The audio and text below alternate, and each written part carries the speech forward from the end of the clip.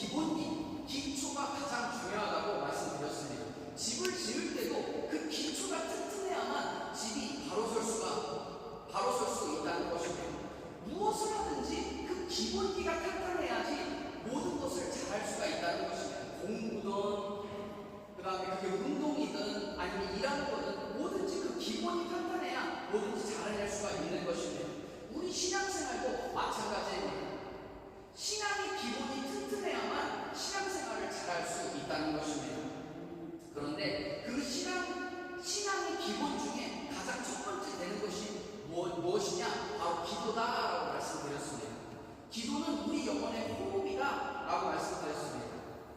그래서 기도는 신앙이면 예수 믿고 구원받은 하나님의 자녀가 되었으면 해도 되고 안 해도 되는 게 아니라 무조건 해야 되는 그것이 바로 기도라는 것입니다. 그런데 기도할 때 반드시 우리가 기억해야 될 것이 두 개가 있다라고 말씀드렸습니다. 그 두 개 기억하시나요? 첫 번째 뭐예요? 첫 번째는 뭐냐?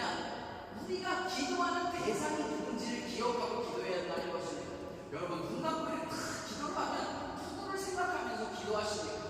여러분 우리의 기도의 대상은 하나님이라는 것을 믿어야 한다는 것입니다.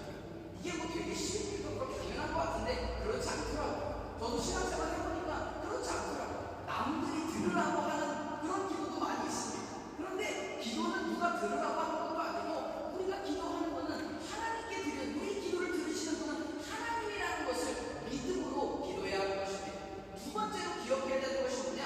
하나님과 우리의 기도를 들으시는 그 하나님과 나와의 관계를 기억하면서 기도해야 한다는 것입니다. 하나님과 나의 관계는 하나님이 우리를 사랑하셔서 우리를 자녀 삼아 주셨다는 것입니다.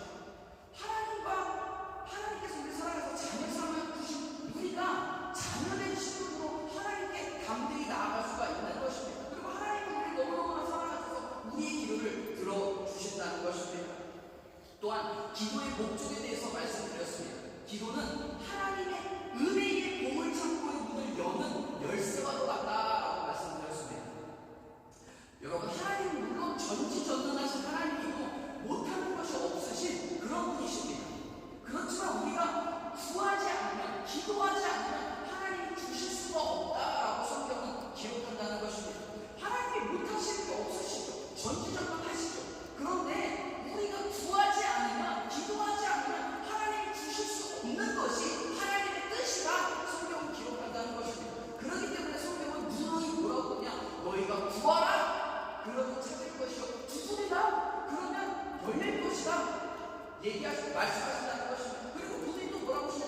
너는 내게 부르짖으라! 그러면 너네가 알지 못하는 크고 비밀한 것들을 내가 너네들한테 보여주겠다! 약속하셨다는 것입니다. 그렇기 때문에 우리는 구하라는 것입니다. 구할 때에 하나님께서 그 은혜의 보물창고를 열어주셔서 우리를 복주신다는 것입니다. 항상 깨어 기도하시는 저와 여러분 되시기를 주님의 이름으로 축원드립니다. 축원드립니다. 아멘 하시는 자에게 하나님의 거룩하신 은혜가 임할 줄 믿습니다. 제가 이번에도 단일기도 갔다 오고 이렇게 해보니까 제가 하나 또 깨달았어요. 이 설교사 앞에도 물론 그렇겠지만 이 말씀을 받는 사람 입장에서도 그렇더라고요. 이것을 하나님의 말씀을 그냥 받고서 그냥 이해하는 것을 그친 것이 아닌 반응하는 것입니다. 반응할 때에 그것이 내 것이 된다는 것입니다. 항상 기도에 힘쓰시는 저와 여러분의 시를 주님의 이름으로 축원드립니다. 오늘은 기본기의 두 번째, 말씀에 힘쓰는 교회에 대해 은혜 나누기 원합니다. 말씀은 우리 영혼의 양식이 되는 것입니다. 우리가 하루라도 밥을 먹지 않으면 배가 고파가지고 힘을 쓸 수가 없게 되는 것입니다. 그래서 하루가 아파서 우리는 밥 어디냐고 밥을 찾게 되는 것처럼 우리의 영혼도 마찬가지라는 것입니다. 이 영혼의 양식을 먹지 않으면 우리의 영혼이 굶주리게 되어 있습니다. 우리의 영이 힘을 쓸 수가 없게 된다는 것입니다. 그래서 이 영혼의 양식을 먹지 않으면 영이 힘이 없고 쉽게 넘어지게 되는 것입니다. 그러면 말씀이 왜 이렇게 중요하냐? 여러분, 기독교는 종교가 아닙니다. 오늘 우리 교회 처음 나오신 분들은 교회 잘못 왔나 생각 드실 수 있겠지만, 여러분, 기독교는 종교가 아니라는 겁니다. 종교가 아니라 우리가 믿는 그 기독교는 무엇이냐? 우리가 믿는 그 하나님은 정말로 살아계신 하나님이라는 것입니다. 하나님은 정말로 살아계셔서 우리를 너무너무나 사랑하시고 우리의 삶 속에 역사하시는 그런 하나님인 것입니다. 그런 하나님을 체험하는 것입니다. 여러분, 기독교는 체험신앙입니다. 체험이 없으면 안 된다는 겁니다. 우리가 믿는 그 하나님은 정말 살아서 역사하시는 하나님이기 때문에 그 하나님을 맛보아 알아라. 성경은 또 이렇게 기록한다는 것은 하나님의 그 선하심을 맛보아 알아라. 성경은 기록한다는 것입니다. 그렇기 때문에 그 하나님을 체험하는 것이 바로 기독교 신앙인 것입니다. 우리가 지식적으로 이해하고 뭔가 막 수련을 통해 수행을 통해서 뭔가 그 도에 깨달아서 그 도를 따르게 되는 그런 게 아니라는 겁니다. 기독교는 그런 게 아닙니다. 기도하는 가운데 하나님의 음성이 들려오고 병이 고침받고 예배 가운데 회개가 터져나오고 하나님을 만나기 위해서 눈물이 막 터져나오는 그 하나님을 만나는 체험을 하는 것입니다. 그게 바로 기독교인 것입니다. 그런데 하나님을 체험적으로 이렇게 경험하다 보면 어떤 일이 벌어지냐? 신앙이 극히 주관적으로 변하게 됩니다. 이렇게 신앙생활 하다가도 이 교회에서 보면은 이렇게 고집을 피우시는 분들이 있어요. 고집을 피우시는 분들. 근데 잘 그 얘기를 들어보면 어떤 내용이냐면, 아, 내가 만난 하나님은 이런 하나님인데 너는 왜 다른 하나님이냐? 하면서 너는 가짜고 나는 진짜다. 라고 이렇게 이제 얘기를 하시는 거죠. 그리고 뭐 찬양을 할 때, 나이가 막 두 손을 들고 찬양해서 막 열과성을 다해서 찬양을 하니까 하나님의 임재가 막 느껴지고 갑자기 죽더니 온몸에 그냥 막 닭살이 쫙 돋으면서 하나님의 임재를 경험했는데 너는 어떻게 찬양을 하길래 그 하나님의 경험이 임재되지 않냐? 너도 이렇게 해봐라. 그래서 하나님의 임재를 경험했다고 하는데도 그거 가짜다. 하나님의 임재를 이렇게 주어야 되고 이렇게 닭살이 돋아야 되고 이렇게 해야만 진짜다 라고 얘기한다는 겁니다. 그런데 그렇게 그분이 말씀하신 이유는 뭐냐면, 그분이 말하는 기독교는 분명 체험의 신앙입니다. 체험의 신앙인데 체험이 정말 중요합니다. 중요해서 그분은 그렇게 하나님을 경험한 거예요.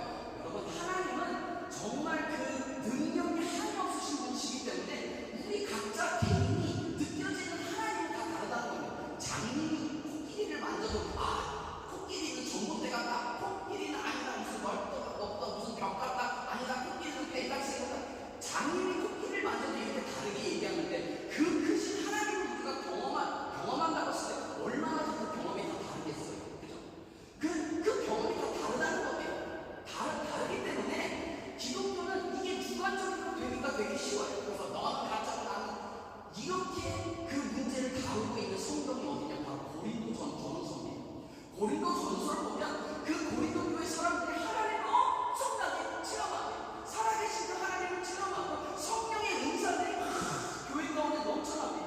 그렇게 하니까 체험적인 신앙을 다 가졌어요, 사람들이. 그러니까 이 사람들이 어떻게 하냐? 그거 갖고 싸웁니다. 내 은사가 더 크니, 네가 더 크니, 내 은사가 진짜니, 네 은사는 가짜니 하면서 싸우더라는 겁니다. 교회에서 그 고린도전서가 그냥 단편적인 예고 뿐만 아니라 많은 교회에서도 일어나는 일입니다. 교회 그 신앙은 주관적인 체험, 하나님을 체험하는 거기 때문에 주관적으로 되기 쉽다는 겁니다.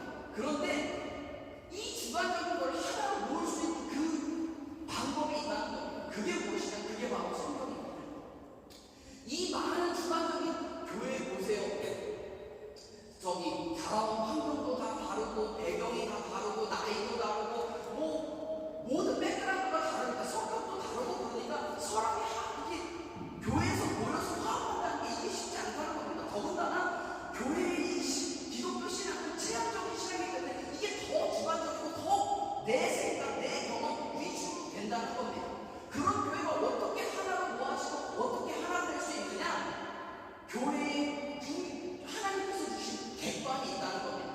그 객관, 유일한 객관적인 게 무엇이냐? 바로 하나님의 말씀이라는 것입니다. 성경의 말씀이라는 것입니다. 그래서 우리가 그 하나님의 말씀, 유일한 기준 대신 하나님의 말씀을 믿을 때 교회가 하나 될 수가 있는 것입니다. 교회의 유일한 기준, 유일한 객관이 바로 성경 말씀이라는 것입니다. 그렇기 때문에 기독교 신앙은 체험적인 살아계신 하나님의 그 체험적인 신앙을 기반으로 하되 말씀을 따라서 신앙생활하는 것입니다.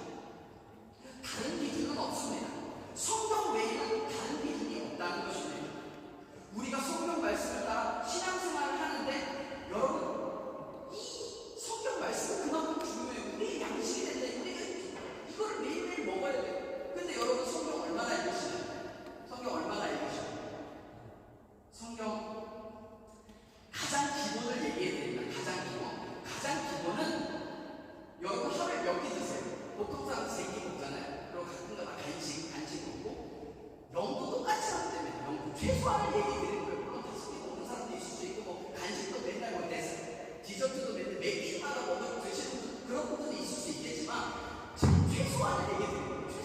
최소한이 언제는 세 장입니다. 하루 세 장. 한 달 아니고 일주일 아니고 하루 세 장. 하루 세 장. 그리고 주일날이나 아니면 가끔 가다가 한 장을 더 읽는 겁니다. 주일은 한 5장 읽는다고 생각하면 일주일 내내 하루 세 장씩 유기를 읽고 주일날에는 조금 이제 하나님께서 구분하신 날이니까 5장을 읽는다 생각하면 1년에 딱 1번 할 수 있습니다. 1년이면 요게 최소한이에요. 최소한. 그래서 자기가 예수 믿은 횟수만큼 이렇게 읽으셨으면 됩니다. 예수 믿은 지 3년 됐으면 3번 선독하셨으면 되고, 예수 믿은 지 30년 됐으면 30도 하셨으면 되고, 예수 믿은 지 40년 됐으면 40도 하시면 됩니다. 갑자기 제 분들 다들 피하시는데, 그게 이제 제가 말하는 최소한이라는 거예요. 최소한. 우리가 육의 양식도 3끼 먹는 것처럼 이렇게 하루에 3장을 읽어 나갈 때 우리가 1년에 1도를 하게 된다는 겁니다. 근데 사실 저도 부끄러운 말씀이지만 저도 1년에 1도 겨울입니다. 1년에 1도 되게 목사로서 부끄러워. 목사면 다른 목사님도 막 1년에 2, 3도는 기본으로 하시고 10도, 1년에 100도 가시는 분들도 받고 그러는데 목사로서는 참 부끄러운데 저도 이해가 됩니다. 이 성경이 읽는다는 게 이게 쉽지가 않아요. 이게 어려워요. 목사님 저도 어려워요. 1년에 1도 겨울입니다. 어렵다는 거예요. 우리가 결단하지 않으면, 마음으로 결단하지 않으면 어렵다는 겁니다. 그리고 또 특이한 게 있어요. 제가 뭐 다른 책들을 이렇게 읽고 설교 준비하다가 무슨 책들 이런 책이 있는데 책을 읽다가 그 책을 다 읽으다 보면 더 말똥말똥해. 이제 성경책을 잘 읽겠다 하면 졸려. 이게 저도 신기하더라고요. 신기해. 다른 책을 안 읽는데 물론 가끔가다 졸리는데 성경책은 아주 신기할 정도로 졸려요. 더군다나 이제 여기 창세기부터 쭉 읽으시다가 창세기, 출애굽기, 레위기까지 끝까지 다 읽었는데 한 번도 안 주셨다. 제가 인정이 됩니다. 예수님 다음으로 훌륭하신 분이요. 창세기, 출애굽기, 레위기 끝날 때까지 한 번도 주무시지 않고 다 읽었다. 제가 예수님 다음으로 제가 인정이 됩니다. 그만큼 성경 읽는 게 힘들다는 겁니다. 힘들기 때문에 그냥 결심을 해야 1년에 1도 할 수 있어요. 결심하고 또 결심. 원래 우리나라가 작심 3일이라고 하잖아요. 그럼 3일에 한 번씩 결심하십시오. 3일에 한 번씩. 그래서 예배가 저도 나와야 됩니다. 수요일에 오늘 제가 꼭 말씀드릴게요. 수요일에 성경 읽으셔라 얘기 들으면 그때 또 작심하고 성경을 읽어 나가는 겁니다. 의지가 부족해서 3일 만에 그냥 주일날 나오고 또 얘기해 드릴게요. 그때 또 결심하고 읽으시면 됩니다. 그렇게 꾸준히 읽어 나가야 한다는 겁니다. 근데 요즘에는 성경도 잘 돼 있고 그러니까 성경 앱도 많이 있지만 성경을 틀어놓고 듣기만 하는 것도 제가 인정이 드릴게요. 그것까지 제가 인정이 드릴게요. 어쨌든 성경 읽는 게 제일 좋은데 그것도 힘들고 그렇다. 그러면은 원래 이렇게 자고 일어나서 이렇게 침대에서 안 일어나시잖아요. 그때 그냥 그거 틀어놓으셔. 틀어놓고서 세 장이나 5장이나 듣고서는 일어나서 활동하시면 돼요. 근데 기도하면서 하루를 시작하면 너무 좋다는 겁니다. 그런데 왜 이렇게 우리가 기를 쓰고 성경을 읽어야 되느냐? 오늘 그 이유를 한번 살펴보기 원합니다. 첫째로 왜 성경을 읽어야 하는가? 따라해보세요. 왜 성경을 읽어야 하는가? 여러분, 성경을 읽는 게 쉽지가 않습니다. 그런데 그토록 성경을 읽어야 하는 이유가 있다는 겁니다. 그 이유가 무엇이냐? 하나님을 올바로 알기 위해 성경을 읽어야 한다는 것입니다. 여러분, 우리가 죄인된 우리가 하나님을 알 수 있는 방법이 전혀 없습니다. 전혀 없어요. 옛날에 저 국민학교 다닐 때 그 옛날에는 텔레비전 라디오도 이렇게 쫙 펼치는 그런 게 있었어요. 안테나가 있어요. 안테나. 그래가지고 그 안테나를 이렇게도 해보고 저렇게도 해보고 그게 이제 그 주파랑 딱 맞아야 텔레비가 선명하게 나오고 라디오 그냥 안 나오네요. 이게 안테나를 이렇게 해보고 저렇게 해보고 하다가 이제 주파가 딱 이게 맞으면 이게 그 음질이 딱 선명하게 나온다는 겁니다. 우리의 삶이 마찬가지입니다. 우리에게 이런 영적 안테나가 있었는데 그게 좀 알게 펼쳐있어 언제든지 하나님이 말씀하시는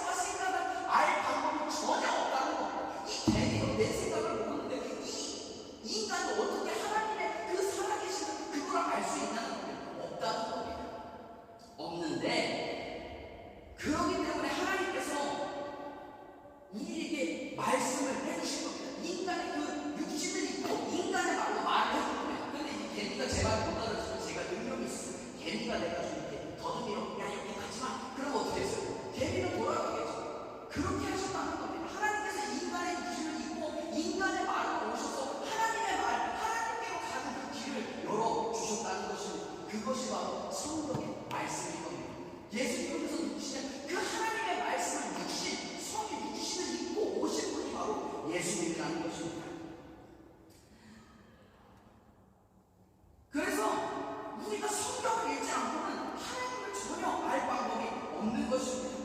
그런데 인간은 원래 영적 존재로 지음받았습니다. 그래서 뭔가 모르게 마음속에서는 무언가를 경배해야겠다는 그런 욕구가 있다는 거예요. 경배할 욕구가 있어요. 그런데 하나님을 모르니까 어떻게 해요? 우상을 섬기는 겁니다. 여러분, 옛날에 우리나라에 복음이 들어가기 전에 어땠습니까? 토속신앙이 다 있었잖아요. 이런 그 동네에 큰 나무가 하나 있죠. 큰 나무가 그거 없는 집 어느 나무에 이 돌을 쌓죠. 이상한 돌이가 거기다 돌을 이렇게 막 쌓고 거기다가 제사를 드리고 물을 떠다가 열심히 기도를 합니다. 거기다 열심히 기도하면 우리 가정에 누가 아들이라도 하고 딸딸딸밖에 없는데 아들이라도 한 명 생길까 하고, 아니면 우리 농사가 이번 연도에 잘 될까 거기다 제사를 드리고 빌었다는 겁니다. 왜 그러냐? 하나님을 알 수 없는 그런 인간의 모습이라는 겁니다. 근데 마음속에 무언가를 숭배하고 싶은 그런 욕망이 있기 때문에 그냥 그런 우상들을 만들어 섬기게 되었다는 것입니다. 여러분, 아프리카 저 오지에 가도 아무도 시키지 않고 말하지 않는데도 그 사람들은 뭔가 이렇게 만들어놓고 거기다 이렇게 막 절하고 있더라는 겁니다. 이 인간이 그렇게 만들어진 겁니다. 그런데 우리가 하나님을 알 수 있는 유일한 방법은 말씀밖에 없는 것입니다. 성경은 우리에게 하나님은 어떤 분이고 어떤 성품을 가지시고 하나님께서 우리에게 어떤 일들을 해주시길 원하시는가를 성경은 말씀하고 있다는 것입니다. 여러분들은 다 신부입니다. 네? 여러분, 신부라고 다 젊었다고 가정을 하는 거예요. 그리고 지금 막 멋진 사람이 와가지고 선물을 다 준비하고 이렇게 편지를 한 장 전달해 줬습니다. 그런데 어떻게 해요? 우리가 그 편지를 아예 읽어보지도 않고 그냥 우리 뒀다면 그 사람이 어떤 사람인지 또한 이 사람의 진심이 뭔지를 전혀 알 수가 없다는 것입니다. 마찬가지로 성경은 하나님께서 우리에게 주신 러브레터와 같은 것입니다. 성경을 읽지 않고는 하나님이 나를 향한 그 계획과 하나님께서 나를 향한 그 마음을 전혀 알 수가 없다는 것입니다. 그 성경을 읽지 않으면 어떤 일이 벌어지냐면 하나님을 오해합니다. 하나님은 나를 벌하시는 하나님이야. 내가 죄 짓고 내가 못되게 살면 내 다리를 부러뜨리실 거야. 이렇게 하나님 나를 벌하시는 무서운 하나님으로 오해한다는 겁니다. 그리고 또 반대로 이렇게도 생각합니다. 하나님, 내가 하나님 앞에 나와서 하나님 앞에 때를 쓰기만 하고 내가 하나님께 기도만 하면 하나님 무슨 이렇게 비벼가지고 나와 램프의 지인처럼, 램프의 요즘 지인처럼 무조건 내 기도를 들어주실 거야 라고 착각하게 된다는 것입니다. 다 성경에서 말씀한 하나님과는 거리가 멀리 있습니다. 성경은 하나님이 우리에게 보내신 눈물의 러브레터입니다. 여러분, 사춘기 자녀가 방문을 확 닫고서는 그 방으로 들어가서 며칠 동안 나오지도 않고 밥도 안 먹고 그렇게 합니다. 그러면 부모의 손이 막 타들어가죠. 타들어가서 부모님 어떻게 합니까? 그 밖에서 그냥 안을 떠하는 겁니다. 그리고 밥은 먹었니? 반찬을 나왔으니까 나와서 먹어라. 엄마가 미안하다 하면서 그 쪽지에서 그 방으로 그 쪽지를 보내고 있는 그 부모의 심정, 그런 심정이 바로 하나님의 마음이라는 겁니다. 우리가 하나님께서 그 주신 그 러브레터를 무시하고 있습니다. 하나님 그 쪽지를 또 줘가지고 내가 미안하다, 내가 너를 구원하려고 이 땅에 왔다 하는 그 사랑의 메시지를 우리에게 전달해 주시는 것이 바로 그 러브레터가 바로 성경의 메시지라는 겁니다. 여러분, 진짜 생각해보세요. 이게 진짜 우리가 마음에 그런 멋진 사랑이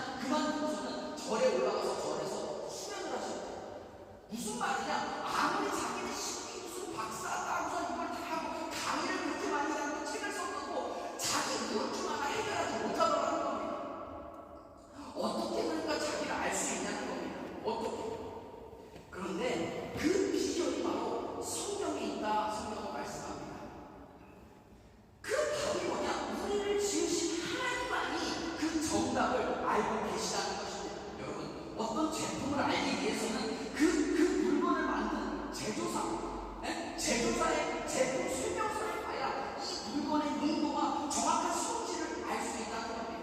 그 제조 약사의 그 설명서를 봐야 그 약의 정확한 성분을 알 수 있는 것과 같은 것입니다. 우리를 정확히 알기 위해서는 우리를 만드신 창조주 하나님을 알고 창조주 하나님이 뭐라고 나에게서 뭐라고 하시는지를 알아야 우리가 우리 스스로를 정확히 깨달 수가 있게 된다는 겁니다. 그렇기 때문에 이 성경은 다른 말로 뭐라고 하냐? 성경은 자신을 비춘 거울과 같다라고 말씀합니다. 성경을 읽을 때 비로소 내 자신이 누구인지가 깨달아지고 내가 가야 하는 방향을 제대로 알 수 있다는 것입니다.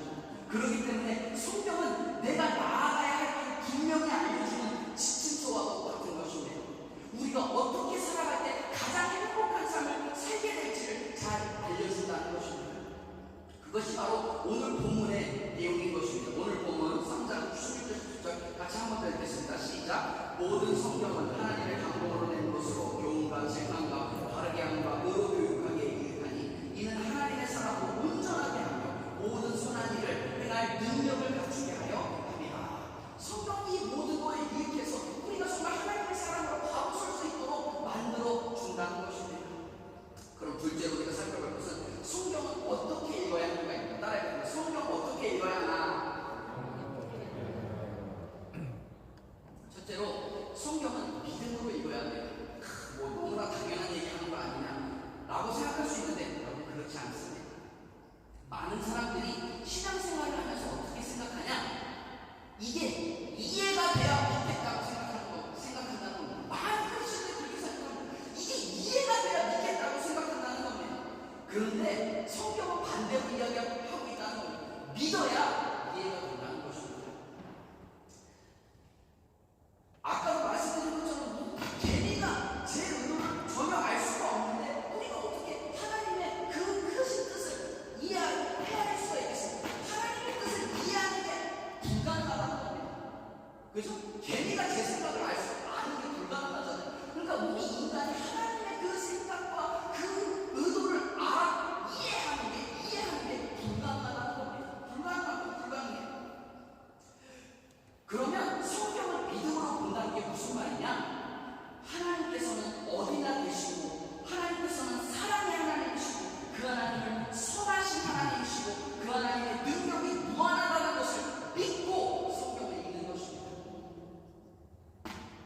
그리고 우리가 믿고 성경을 읽을 때 성경이 이해되기 시작한다는 것입니다. 둘째로 하나님의 뜻을 깨달으면 마음으로 성경을 읽어야 합니다. 이거 따라해보세요. 하나님의 뜻을 깨달으면 마음으로 성경을 읽어야 합니다. 이게 무슨 말이냐? 말은 뜻을 나누는 수레와 같다라고 이야기합니다. 우리에게 어떤 말이 전해지면 그 말을 전달하는 수레가 중요한 게 아니고 그 말을 포장하고 있는 그 포장지가 중요한 게 아니고 그 내용이 중요하다는 것입니다.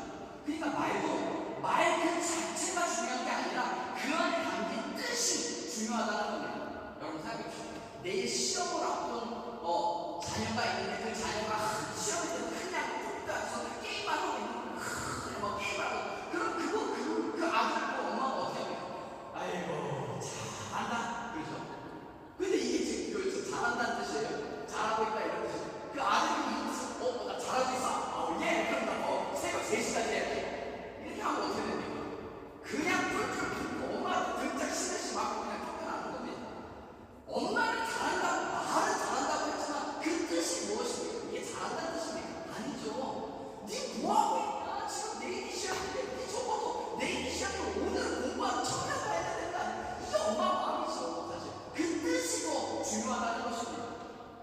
우리가 성경을 읽을 때도 이것을 무슨 그냥 우리가 숙제하듯이 하나님의 세상이 참사 이거 그냥 숙제처럼 읽는 게 아니라 문장 그대로 이렇게 받아들이는 것이 아니라 그 성경을 읽으면서 이 말씀 속에 담긴 하나님의 진짜 속마음이 무엇일까를 이해하려고 읽는 것입니다. 그리고 그 뜻을 구하는 마음으로 성경을 읽어야 하는 것입니다. 그 말씀 속에 담긴 하나님의 뜻을 온전히 우리가 깨닫게 될 때 비로소 그 말씀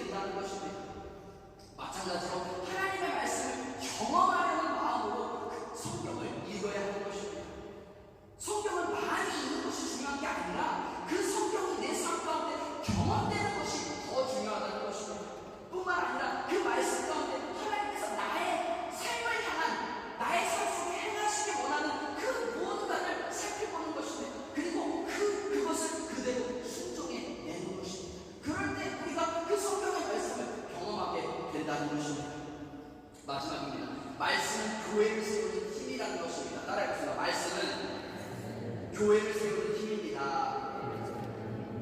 여러분, 교회가 건강해지는 비결 아주 간단합니다. 오직 기도와 말씀에 힘쓰면 되는 것입니다.